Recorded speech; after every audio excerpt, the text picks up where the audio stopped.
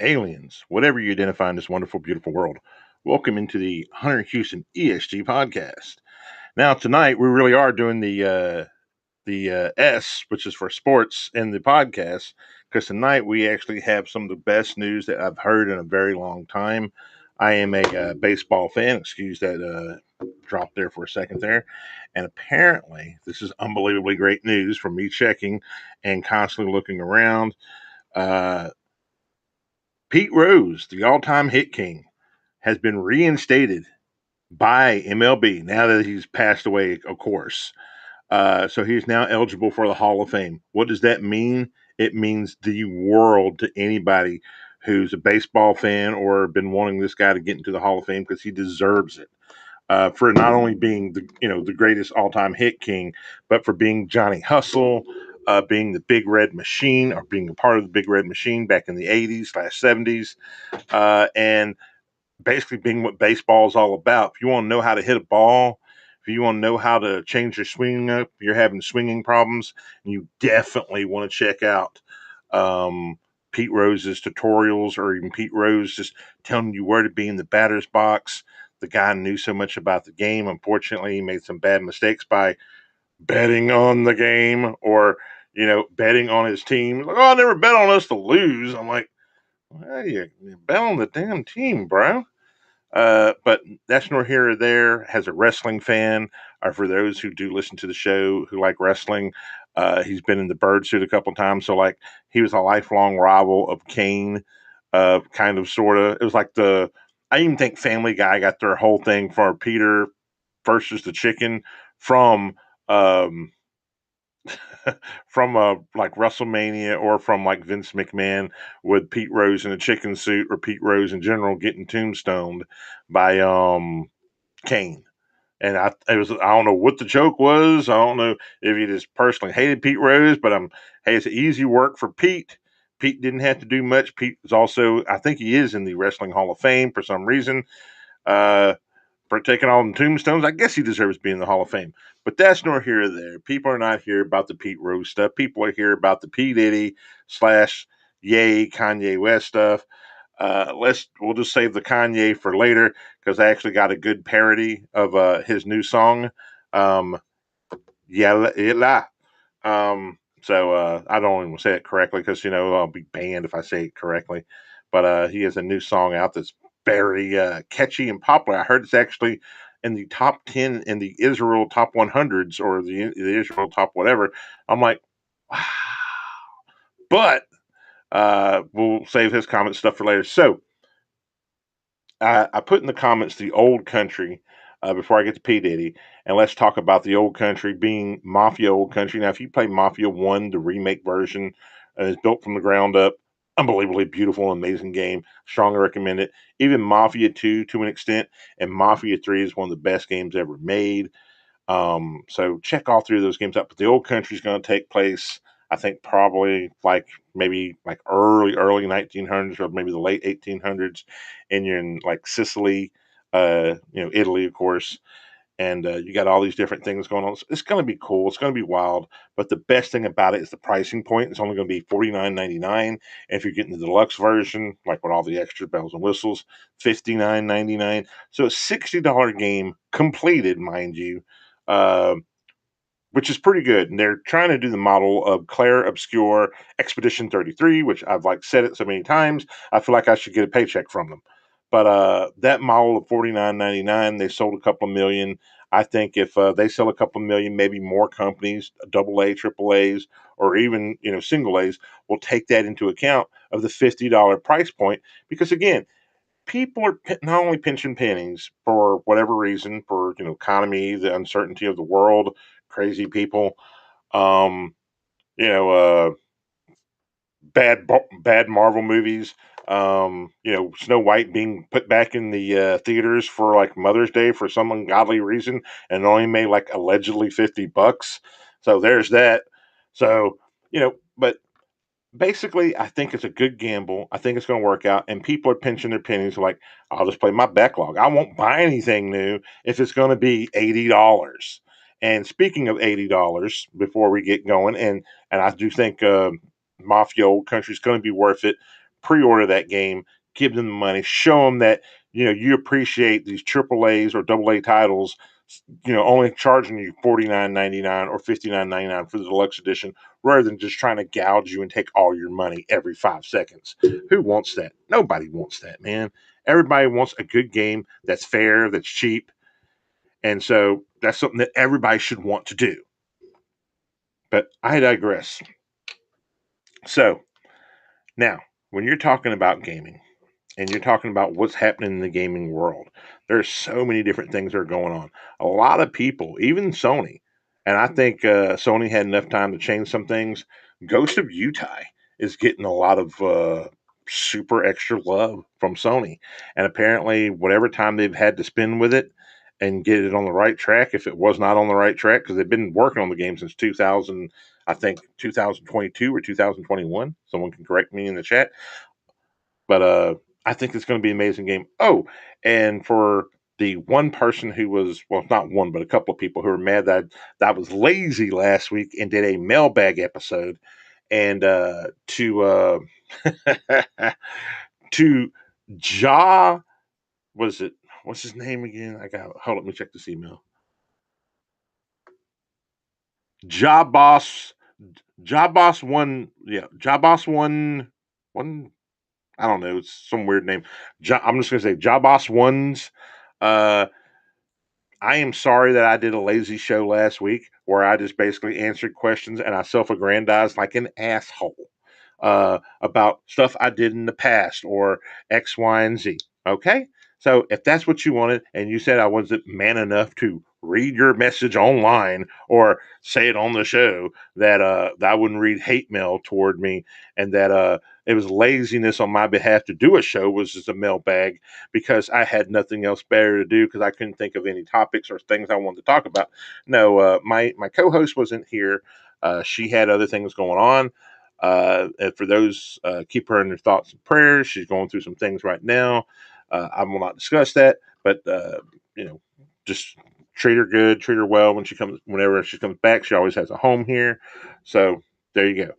Now, and I also addressed some criticism toward me of being lazy, or in your words, a scumbag for doing a basically a self-aggrandizing show of just answering questions from hand-picked people who happen to send emails into the show. Hey, there were some people who actually sent me some stuff on was it Facebook, and one person hit me out on Instagram, but it seemed like that was kind of spam, so I never respond back to anything. I just read it, and there you go.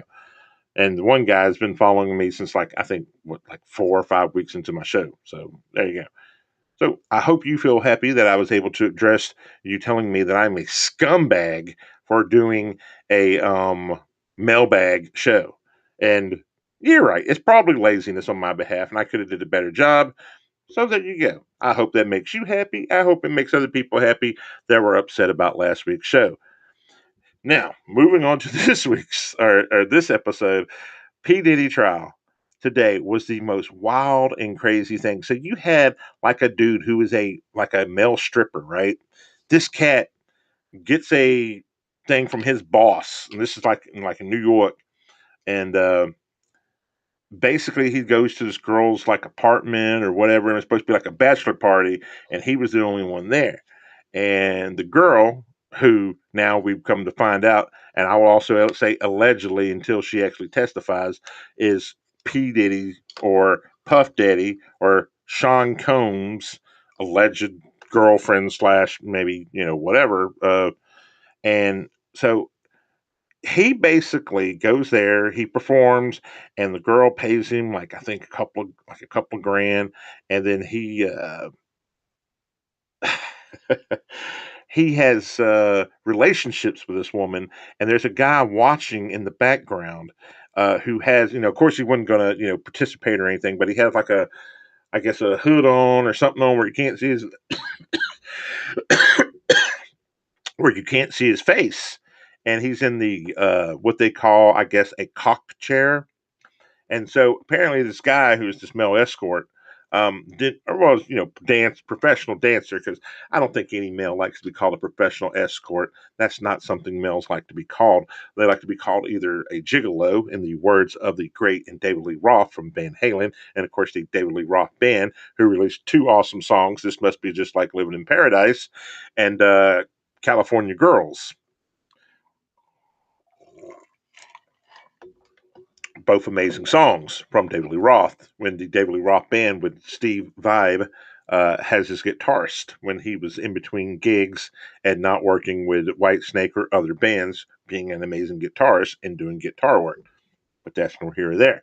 So this gigolo, because I'm gonna call him a gigolo, even though he probably doesn't like that because he said exotic dancer. I like that, by the way. I'm an exotic dancer. I get paid money to take my clothes off and dance for people.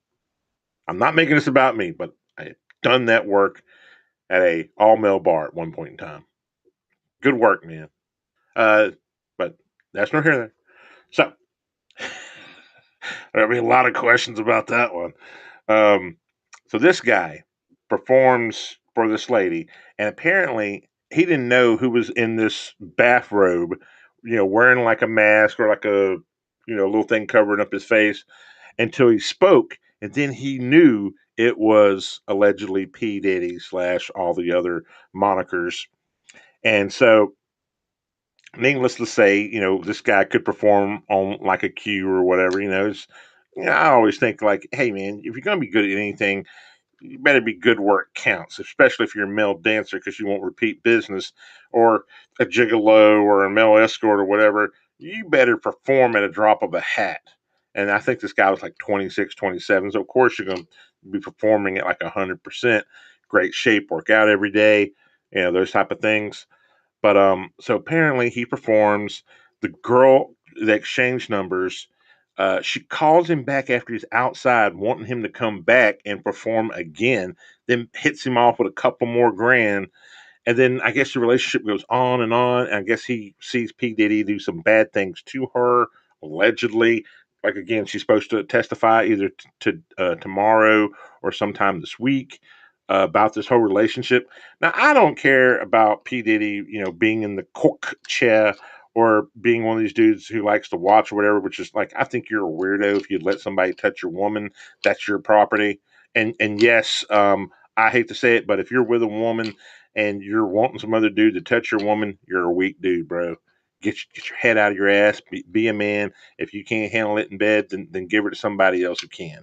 But don't sit there and be like, I'm gonna watch you be with some other dude. No, that's like the ultimate form of submission, of like you being weak and not being like a dude. You're like, you might as well you know work with the other team, because that's weak mentality. And it's like, no, man, it takes strength to watch your girl be with another dude. No, man, it doesn't.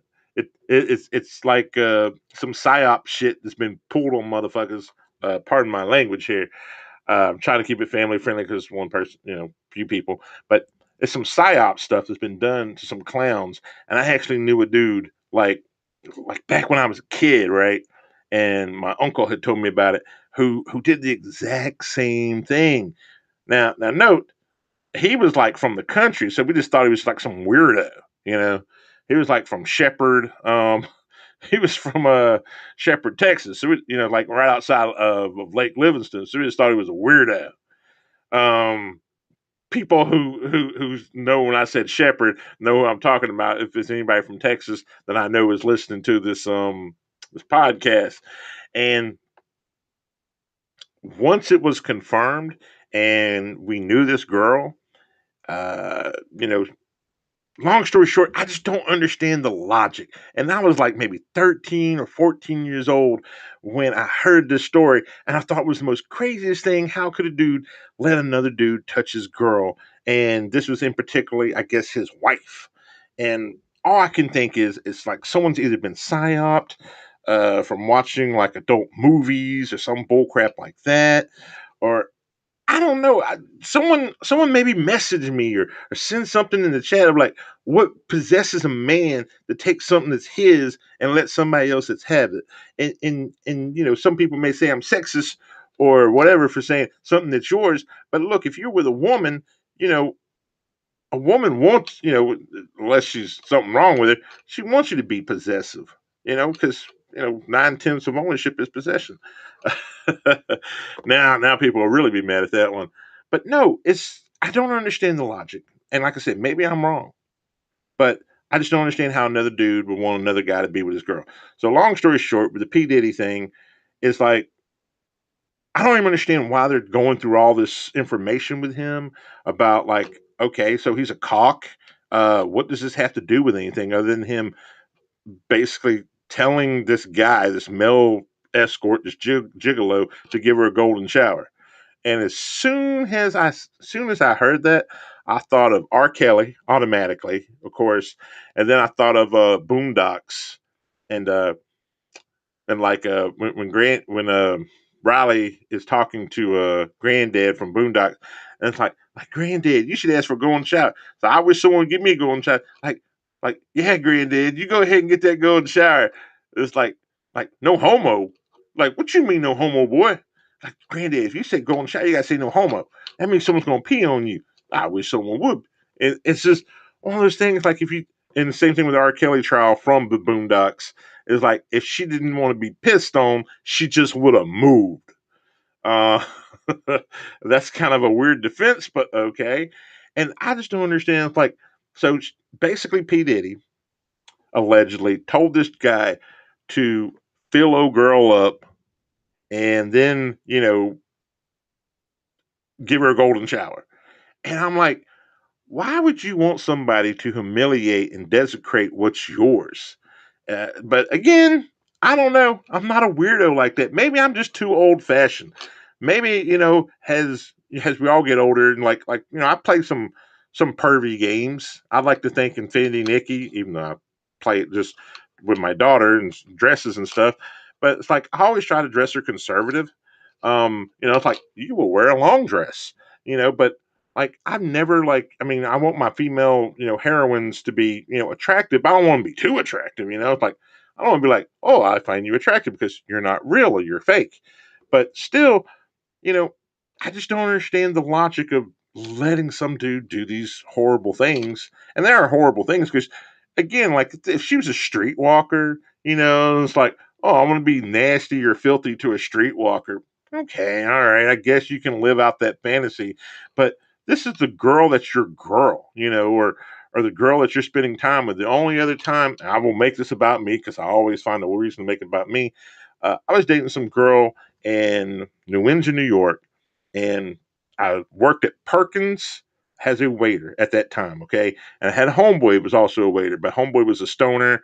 Um, and I was telling, I was seeing a couple of chicks at the time, but I had this one chick that I was always seeing. She wasn't really my main chick. She was like, I can call her at any time and I can go. And so like I'm with her, and like my homeboy comes up to me. He's like, "Hey man, I don't know how serious are you with that girl, but me and my homeboy done ran a train on her like last summer and stuff, and and so forth, so on." And it's like, so I just want to let you know, so in case you're trying to catch feelings for her. I was like, well, I wouldn't catch no feelings for this girl anyway, because I knew it was just a sexual thing or something like that. And so I go over to her and I was like, hey, my homeboy over here, because this is New York, and I don't know how things are everywhere else, but in New York, you can just say whatever you want to say to people, as you could back then. I was like, hey, man, my homeboy over here says him and his homeboy ran a train on you last summer. And she's like, yeah, that's what happened. I'm like, cool, I mean, what I'm gonna say, like, oh no, I can't like, hook up with you no more, because like, if I don't have what I want, like, at the end of the night, and I can just give you a call and it's all good. So no, I ain't giving up my gravy train from of basically being able to just make that call. So I'm like, okay. I mean, what else could you say at that point in time?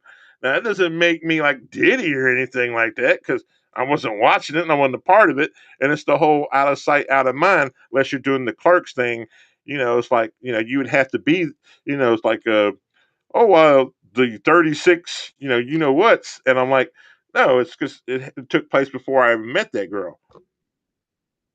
But I wasn't like some raw dogging this girl or anything like that. So it's just a thing. But I digress. Let me keep the story moving. So with P. Diddy doing all these things, and here's what I don't understand. Why are we going over the history of, okay, so he has some weird sex fetishes and, maybe he had like a wish list of having sex with random people. Congratulations. Ooh, I have a wish list of having sex with randos or having some girls do random crap. And it's all part of his rock and roll fantasy or something. Shout out Bad Company. Now, I really think that I don't know what they're trying to lead up to, but this is just about his sexual promiscuous, and basically beating on girlfriends or humiliating girlfriends through sexual degradation or whatever it is. Then what the hell, man? This is not a real trial. I want to basically say, okay, I was having these freak off parties. I was having underage, blah, blah, blah, with, allegedly Leonardo DiCaprio, Ashton Kutcher, all these other celebrities, so forth and so on. And I want these people to go to jail. I do not care that you're trying to say, well, he was already a freak. I want to know if Assad, certain people from certain areas were a part of these things, and it was another Epstein, but on a different level. It wasn't political figures; it was celebrity figures. So that's what I care about. This whole he hired male escorts to bang his wife, allegedly, and to bang his girlfriend, and so forth and so on. And sometimes you get involved, and you involved. Who gives a crap about that? I don't care about his sexual preferences. I care what was going on with those freak off parties. Were there any underage children involved? What happened to the kids they adopted? What did he do to Justin Bieber that effed him up? And did he, allegedly molest him or sexually assault him or anything like that? Why isn't Charlie Sheen in jail for what he did to Corey Hames? I mean, people have testified hearing that he basically, I think, I don't know if Corey Hames was underage, but he was clearly sexually assaulted on the set of Lucas. I want Charlie Sheen in jail. I want these people who in jail had sexually assaulted minors for a long time. So I don't care about the or how he treated women poorly or beat on women and did all these other things. Yes, he's a horrible person who has weird sexual fetishes. Let's get on to the important things rather than trying to establish bad credibility when it comes to the P. Diddy trial. Okay. So that's what I would like to see rather than this, you know, this horrible thing about him. Now, he hasn't named names yet. P. Diddy has yet to take the stand. I hope he does, and I hope they ask the right questions. Who were at these freak offs? Who did X, Y, and Z? So, moving on from P. Diddy to Ye, aka Kanye West, and his new song. Now, the song and the lyrics are very sad. And note, apparently this was all ghostwritten, or it wasn't ghostwritten because David Blunt has come out allegedly from some interviews, and some people have said that David Blunt wrote that whole new album for Ye, aka Kanye West. So, basically someone who just translated stuff. So, is Kanye West the Nazi, or is it David Blunt? I mean, if you have one person who wrote the song and wrote all the things, is Kanye really the Nazi? If it's not his own words, if it's someone else who wrote it and put together, but the words of like about his children, they won't let him see his children. They tell him that he's a Nazi, so yeah, he's the villain. And then the words Hal and you know Adolf or whatever you want to say together, and not gonna lie, man, the song, other than like the choruses are always bangers, but Kanye is so good at putting stuff together. Or Yay, if he put it all together and did all the work, song's a fucking banger. Pardon my language. The song is just like you will find yourself humming this song, and for some reason I got caught in some weird algorithm on Instagram, even though Will from the PlayStation 8 Dead podcast said, "Oh no, no, no, it's just your normal Instagram." I talked to 7 different people throughout my work, throughout places I've traveled, to like a certain store. I've talked to a couple of young people, really young people, like 22, 23, because I consider young people 22, 23 very young people. And they were like, yeah, man, all weekend long was nothing but like that song and like people like playing different variations of that song. And of course, there's the emo version. And all I can think of, because when I think of certain people, when I think of the song "PlayStation Ain't Dead" podcast song, and it's just PlayStation Ain't Dead. It's very punk rock. It's very old school punk rock. It's like kind of like almost like the Ramones, like Sheena is a punk rocker. And I thought of the Sex Pistols. Now, for those who are not familiar, Sex Pistols are the punk revolutionaries. They're the ones that started punk. They're the godfathers of punk. Um, Johnny Rotten would basically give the Roman salute, because that's what it is. It's originally the Roman salute from back in the day before it was co-opted by the Nazis. Same thing with the swastika, which is a sign for good luck. Which, if you anybody knows anything about history, uh, that's a sign of good luck that was not only used by Indians, like Native American Indians, but people around the world. It was a sign of good luck. It wasn't like some sign of evil. It was a sign of good luck, and it was a sign of same thing with bells, of like healing bells. You notice after World War II, all the bells were taken out. You want to do some research on that, take a look at that. So there are a lot of different healing bells and other things that took place. I'm getting off track. Let me go back to Kanye. But song well put together. It's I mean, from what I've been told, it was actually charting over in Israel in the top 10. So imagine it's a song that's allegedly supposed to be anti-Semitic, but yet it's charting in the top 10. That's crazy. And no, you can't find it anywhere. So or at least you couldn't. And that's the worst thing you could do is take a song and say, oh, well, it won't be allowed to be played on the radio station. It won't be allowed to be on YouTube. It won't be allowed to be on streaming services, so forth and so on. Is anybody here familiar with the Streisand effect? If you're not, please look it up. Um, Basically, the Streisand effect, I will tell you real quick, is Barbara Streisand saw some pictures of her house in like a popular magazine. So she called the editors, she called a bunch of people, and she griped and she moaned and complained. So by her griping and moaning and making a big deal out of it, then people noticed where her house was, actually paid attention to it, rather than glossing over it like it was no big deal. And thus, she made a bigger deal out of something that just would have passed over, which is now called the Streisand effect. I had to do the finger quotes for extra motion there. So it's one of these things, by him not being able to speak his mind and not being able to say what he wants to say and being censored, is that you're making this thing bigger than what it needs to be, and you're proving his point right when he says that certain people with tiny hats control the media, control the music industry, control everything. And what could be said for some people who've even said, if he would have said "Hail Satan," that song would have probably like been number one and played constantly. But because it's a certain painter who is no longer with us, who basically fled to Argentina and didn't and lived out his rest of his days there, allegedly. I think that's more likely to be true.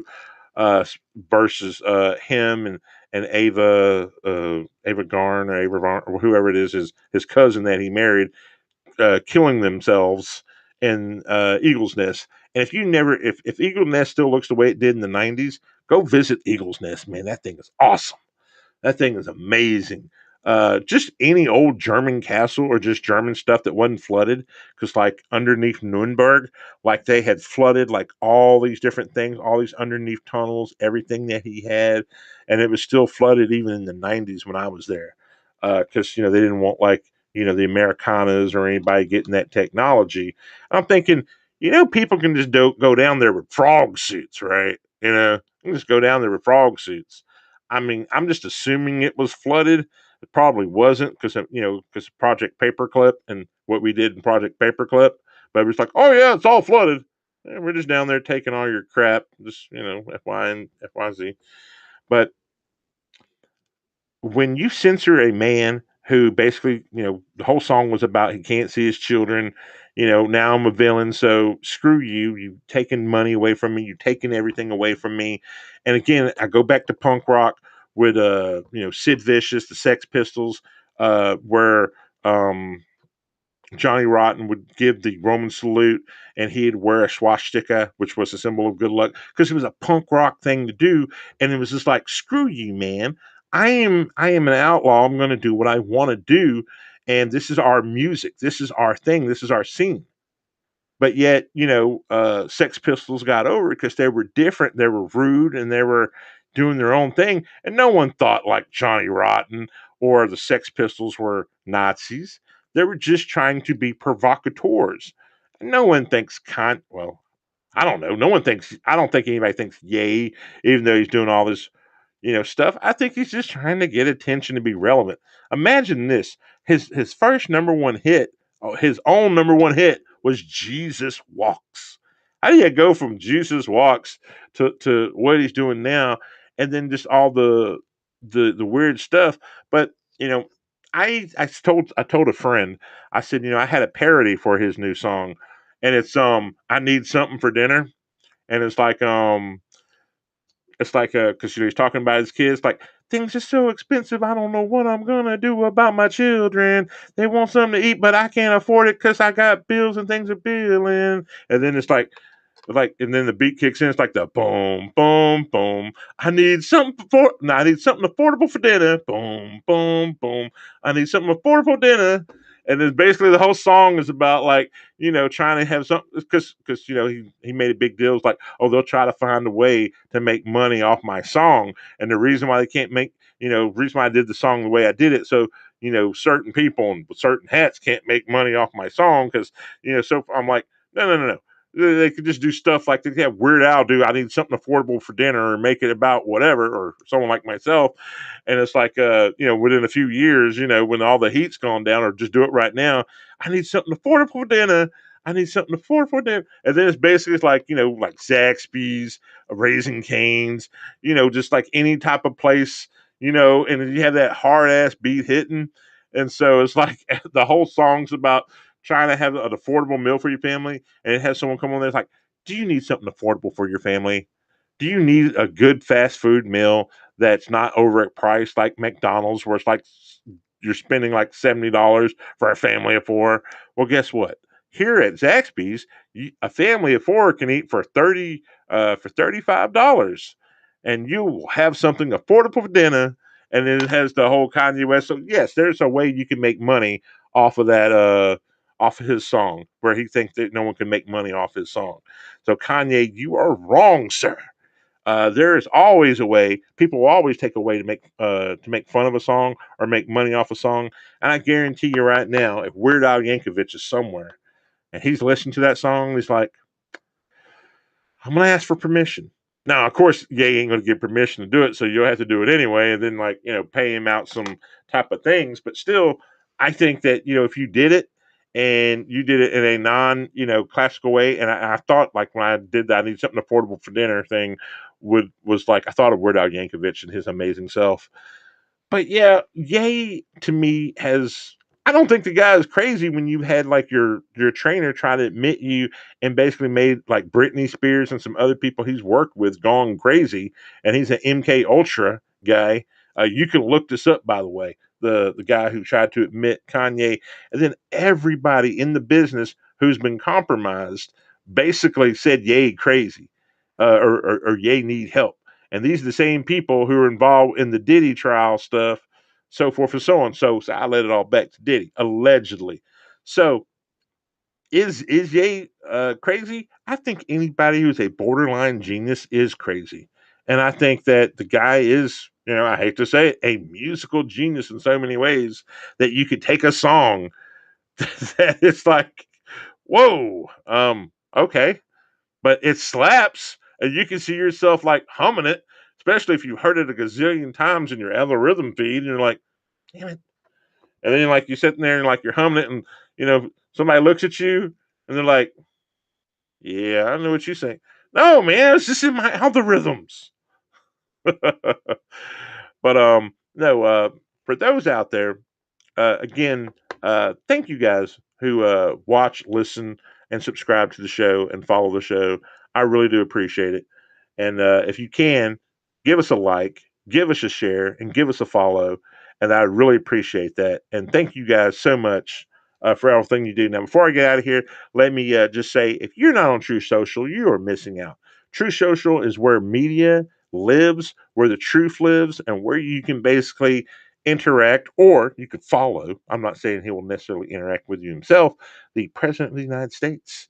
You can give him guff about the $400 million gift that he plans on receiving, allegedly, which basically he said is going to be Air Force One, and and that's the whole thing is it's a gift for the United States, not for himself personally, and he needs to do a better job of saying it. But come over to True Social, follow me on True Social at Hunter Houston 13, and that's super awesome and super cool, and I will follow you back. And if you like, I will even send you, hey man, thanks for following me. And I followed you back. So check me out, Hunter Houston 13 at True Social. Now back to the show. Music wise, for those who are going to see Pantera and Metallica live in concert, it's coming up in Raleigh, North Carolina. Tell me what is your favorite two Metallica albums, your two favorite Pantera albums. My favorite Pantera album, of course, is Cowboys from Hell, and of course, Vulgar Display of Power. Those are both two amazing, you know, the very best Pantera that you could possibly get. Cowboys from Hell is a masterpiece because it makes me think of Queensryche, Operation Mindcrimes. The way it's arranged, whoever worked on it knew something about Queensryche, or they really like Queensryche. Of course, for Metallica, I would say Masters of Puppets, and of course, Ride the Lightning. I know, I'm going to get crap from people saying you should have picked Kill 'Em All. Well, Kill 'Em All is actually more of an LP, and then if you think about LPs, Whiplash over in Germany was like a full album. A lot of those tracks weren't released over here in America. I wish I still had my German friends to actually give me those albums. I'm sure that because they weren't released over here in America. There's a lot of stuff that wasn't released here in America for many different bands that were only released over in Europe or that were only hits over in Europe that never made it stateside. So never forget if you can get a chance to look at European tours or look at European albums for certain bands that you like, especially like even with the Ramones or just certain groups in general, like Depeche Mode, so forth and so on. Hell, I think even The Cure had some European stuff. A lot of bands back then would just do European stuff just for Europe because, they couldn't do it in America. It's like, it's a little too weird for Americana. So, you know, excuse me. All right, before I get out of here, let me tell you what I'm playing because I can't help but say I am playing some amazing games right now. I've been playing a lot of PlayStation 2. Shout out to Radical Reggie for having a copy of a Bujingai. And you should have known that the popular rock star slash pop star Gex was the star of that game, and it was loosely based on him. And that one of the people, the artists who worked on that game, Radical Reggie, and you are so great and so smart, was actually the guy from Dragon Ball Z who actually worked on some of the art styles for that game. So if anybody's never played Bujingai, check it out. They actually have an English version of it. It wasn't just a Japan only release. It has some of the best action fighting in it with your sword. Like you could have a sword fight, depending upon if you're good or not good, last you like 10 to 15 minutes. And it could just be like a normal person you are fighting. So I just wanted to throw that out there. Shout out to the PlayStation Ain't Dead podcast. They had an amazing person on last week, and you can watch them every night at 10 a. Excuse me, that's what I'm going to say 10 a.m., 10 p.m. Saturday night live, unless James is doing like a wrestling show or something, and then it'll be like or a special occasion happens or something where it has to be Friday night. So with that said, oh, and a shout out to Resident Daryl and the Resident Daryl YouTube show. Hopefully, I will have him back on either this week or next week, and we will do some wrestling recaps. For people who want me to talk more wrestling, please send me those emails. They're in my link description below most of the time anyway. I didn't put them in there tonight. Sorry about that. But usually I have all that stuff in there. I do over at YouTube / everywhere else. If you want me to talk more wrestling, more like mystery booking or long term booking, so forth, so on, let me know because I will do more of those rather than just doing like the big shows or the big four. Because usually I'll do the big four, which is SummerSlam, WrestleMania, Royal Rumble, and what's the Oh, I just drew a blank, but there's like four big shows, and I'll think about it as soon as elimination. No, not elimination chamber. Survivor Series. There we go. I knew it hit my mind a little bit.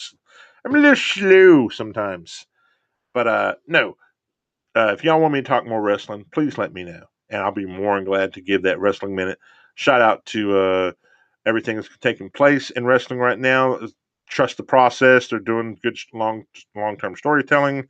And again, appreciate all you guys who watch, listen, or just hang out for just a little bit of time here. I know your time is very valuable.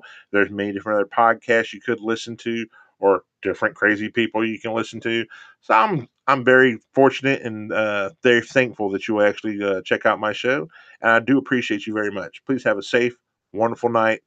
Aliens, people of the world, whatever you identify in this wonderful, beautiful world. Thank you so much, and have a safe night. Peace.